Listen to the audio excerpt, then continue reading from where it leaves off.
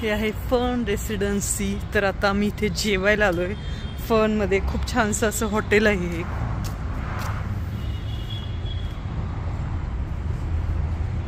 I wish you a Mary Christmas.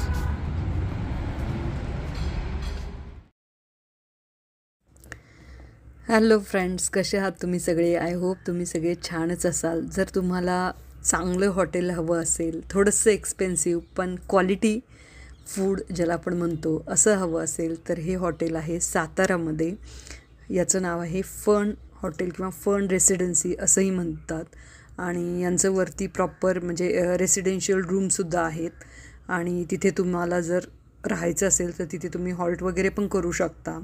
आणि छान वाटलं, एकूण ॲम्बियन्स परिसर खूपच छान आहे इथला। तुम्हाला आल्यानंतर खूप छान वाटेल। हां, पण थोडंसं एक्सपेन्सिव्ह आहे, पण इथं आलात तुम्ही तर तुम्हाला नक्की आवडेल असं हॉटेल आहे हे। तर आम्ही ॲक्च्युली इथे लंचला गेलो होतो आणि लंचमध्ये आम्ही काय पदार्थ ऑर्डर केले होते ते बघू आपण। पण त्याच्या आधी हा थोडासा परिसर बघा, किती सुंदर आणि अप्रतिम असा परिसर आहे इथला। तुम्ही जर पुणे बेंगलोर हायवेवरती ट्रॅव्हल करत असाल कधी, तर तुम्ही इथे येऊ शकता, कारण हे हायवेवरतीच आहे।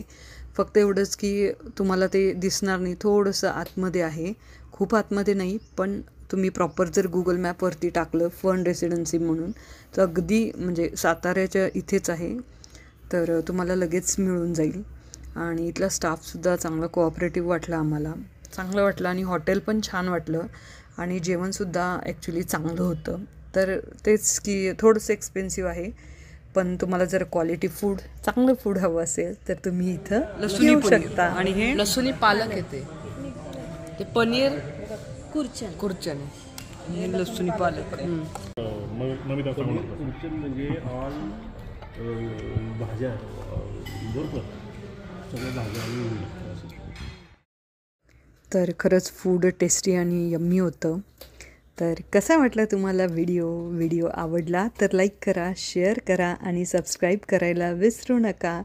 आणि अशाच प्रकारे तुम्हाला जर तुमची स्पेशल रिक्वेस्ट असेल की कुठल्या प्रकारचा व्हिडिओ तुम्हाला हवा असेल तर कमेंटमध्ये नक्की सांगा।